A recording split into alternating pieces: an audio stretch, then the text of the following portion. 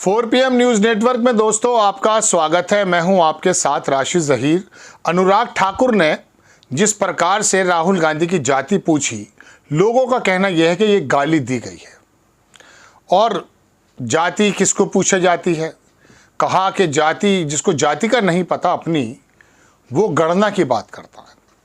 हालांकि अनुराग ठाकुर के बारे में ये खबर आप सुन चुके हैं और मुझे उस आदमी से कोई ऐसी उम्मीद नहीं है कि मैं उससे बहुत शराफत की उम्मीद कर पाऊँ। देश के गद्दारों को गोली मारो सालों को, ये पहले वो गाली बक चुके हैं। कौन से गद्दारों की बात कर रहे थे, लेकिन पूरे देश ने एक्सेप्ट किया है। जब खाली एक पर्टिकुलर वर्ग को टारगेट करके कहा जा रहा था, तो देश का जो 80% तबका है उसको अगर ज़्यादा बुरा नहीं लगा तो बताइए अब क्या किया जा सकता है।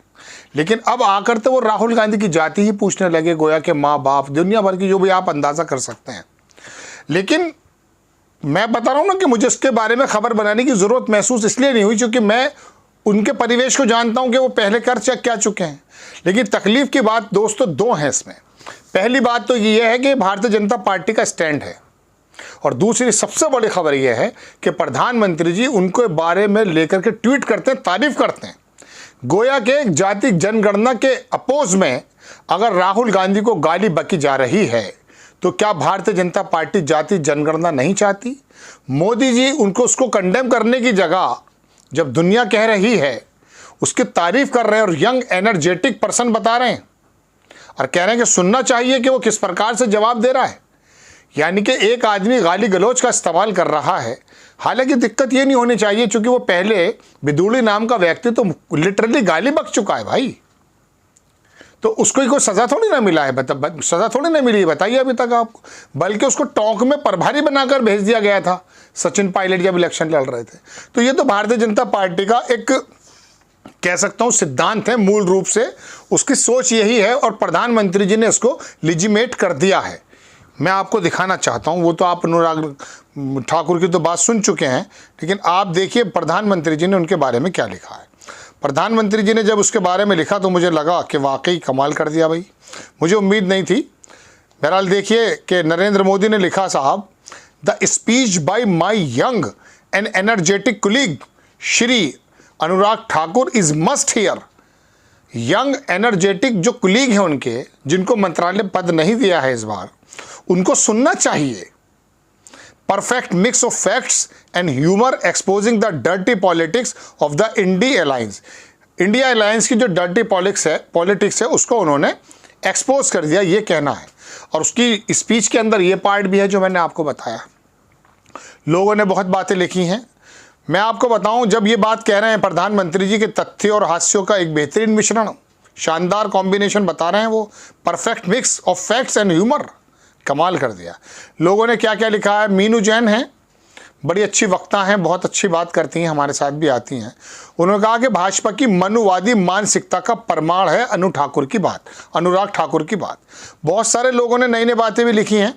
एक हंसराज मीना है, उन्होंने लिखा कि SC ST OBC के हक, अधिकार और प्रतिनिधित्व के सवालों का संसद में उपहास उड़ाने वाले बीजेपी नेताओं को बहुजन समाज गौर से देख रहा है।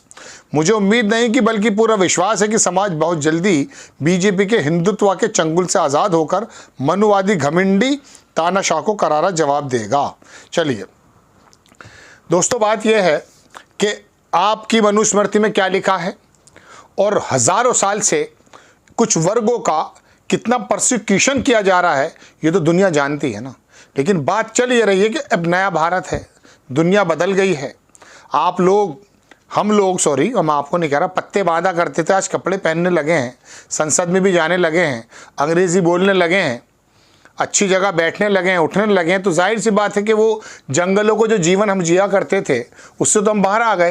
लेकिन वो जो मानसिकता है देश के 85% तबके के साथ, वो बिल्कुल साफ झलकती है। जाति जनगणना के बारे में राहुल गांधी ने कहा कि आप मुझे कुछ भी गाली दे दीजिए, लेकिन जब भी कोई कमज़ोरों की बात करता आप उसको गालियाँ ही बकते हैं। मनुस्मृति में भी है और भारतीय जनता पार्टी और RSS का एजेंडा भी यही है, वरना RSS का मुखिया कोई दलित बना कभी? बताइए आप हमें। ये ब्राह्मणवादी सोच जो है, इससे कोई दिक्कत नहीं है, लेकिन आपकी सोच यही है कि हम ही आला हैं, हम इनका हक और हुकूक से इनको पीछे रखा जाएगा, तो नई दुनिया चल रही है। जब एक काले आदमी को घुटने से मार दिया जाता है ना अमेरिका में, ब्लैक लाइव्स मैटर जब आंदोलन चला था वहाँ, तो वहाँ पूरी दुनिया के लोग खड़े हो गए थे। अब वो ज़माना बदल गया है। आपने गोदी मीडिया को कंट्रोल करके अगर आप सोच रहे हैं कि हम कुएं के मेंढक हैं, तो ऐसा नहीं है। अब इस कुएं के अंदर भी दुनिया के बड़े बड़े कैमरे लगे हुए हैं, वो बता देंगे कि आपकी मानसिकता क्या है। तो भारतीय जनता पार्टी की जो मानसिकता दोस्तों है, जो जाति जनगणना के विरुद्ध नज़र आती है, खुल करके भले ही ना कहा हो, नीतीश कुमार को भी इस बारे में सोचना चाहिए।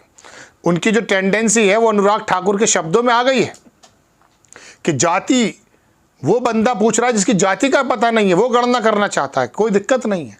वो भारतीय होना काफ़ी है इस बात के लिए कि वो जाति जनगणना के बारे में बात कर ले, उसकी गणना के बारे में कोशिशें कर ले। लेकिन चूंकि आप रिसोर्सेज बांटना नहीं चाहते हैं कमज़ोरों में, आप रिसोर्सेज बांटना नहीं चाहते हैं दलितों और आदिवासियों में, आप रिसोर्सेज बांटना नहीं चाहते हैं ओबीसी में। यही वजह है कि मनमोहन सिंह ने जब कह दिया था कि देश के सारे रिसोर्सेज पर पहला हक, ये नहीं कहा था सारा हक, पहला हक देश के अल्पसंख्यक और कमज़ोरों का है, उस समय मिर्ची लग गई थी सारे जितने भी जनसंघी लोग थे। तो अनुराग ठाकुर की खाली अकेले की बात नहीं है दोस्तों, उसकी तो पार्टी जो है, उसके मुखिया ही अगर इस बात को एंडोर्स कर रहे हैं, तो इस बात का अंदाज़ा कर सकते हैं कि देश के अंदर जाति जनगणना क्यों नहीं होना देना चाहते, हिंदुत्व के अम्ब्रेला के अंदर बांटना चाहते हैं। 15 और 85 की बात आपके नेता कर चुके हैं, योगी आदित्यनाथ भी कर चुके हैं, सुब्रमण्यम कह चुका है, दुनिया भर के लोग कह चुके हैं। तो अब ये देश देख रहा है। तो मैं तो आपको बताने ये आया था कि अनुराग ठाकुर ने हो सकता कुंठा में आकर के कह दिया हो, मंत्रालय पद नहीं मिला हो, प्रधानमंत्री जी का अटेंशन खींचने का मकसद हो, या कोई और भी मामला हो। गालियां बक दी है, पहले से बड़ी बड़ी गालियां बक चुके हैं, वो पूरी कम्युनिटी को गाली बक चुके हैं। यहाँ तो राहुल गांधी के बारे में कहा या उन लोगों के बारे में कहा जो जाति जनगणना के पक्ष में है, लेकिन प्रधानमंत्री जी कूद कर आ गए। इसका मतलब क्या ये तो नहीं कि प्रधानमंत्री जी ने ही कहा होगा ये बात कहनी है अब आपको? चूंकि अनुराग ठाकुर इतनी सीरियस टॉक, अजीब और गरीब बात मैं नहीं समझता बिना भारतीय जनता पार्टी के आला कमान के मशवरे के बिना कह देंगे। पढ़े लिखे व्यक्ति, एक बार मैंने भी इंटरव्यू उनका किया है, मैंने उनसे सवाल कर लिया, उत्तर प्रदेश के 2022 के चुनाव चल रहे थे दोस्तों, आए हुए थे। मैंने कहा साहब आप ये बताइए, दुनिया भर के मैनिफेस्टो आप बता रहे हैं और अपनी अपनी उपलब्धियाँ बता रहे हैं, लेकिन आपके जो देश के जो गृह मंत्री, जो आपके नेता हैं अमित शाह, उनको मजबूरन अपनी चुनाव उत्तर प्रदेश की जो शुरुआत है वो जो है करनी पड़ती है कैराना से। क्यों कैराना क्यों चले गए?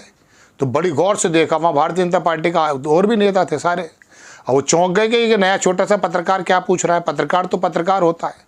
हमने पूछ बैठे उनसे, हमारे वीडियो है उसके हमारे पास मौजूद, तो बोले उनकी समझ में नहीं आया वक्ती तौर पर तो बोलना क्या है। बोले ये सवाल अगर नहीं होता तो प्रेस कॉन्फ्रेंस अधूरी रहती। जो बात है उन्होंने ये बात कही, उसके बाद उन्होंने उसका जवाब दिया। बहरहाल मैं कहना ये चाहता हूं कि अनुराग ठाकुर ऐसा नहीं कि अपना आप बोल देंगे। क्या इसका मतलब ये तो नहीं कि मोदी जी ने ही कानों में फूंक मार दी थी कि जाओ जाकर बोलो, और इस तरह से गाली गलौज का भी इस्तेमाल करो। पहले भिदुड़ी का कुछ नहीं बिगड़ा, आपका भी कुछ नहीं बिगड़ेगा, और जाति जनगणना पर एक नया इशू शुरू कर देंगे हम। दोस्तों ये भारतीय जनता पार्टी, आरएसएस और सत्ता पक्ष की मानसिकता को दर्शाता है कि दरअसल इनका एजेंडा क्या है। आपको खबर कैसी लगी अपनी राय कमेंट्स बॉक्स में ज़रूर दीजिए। चैनल को सब्सक्राइब कीजिए, शेयर कीजिए। नेक्स्ट टाइम मैं किसी खबर के साथ हाजिर होता हूँ।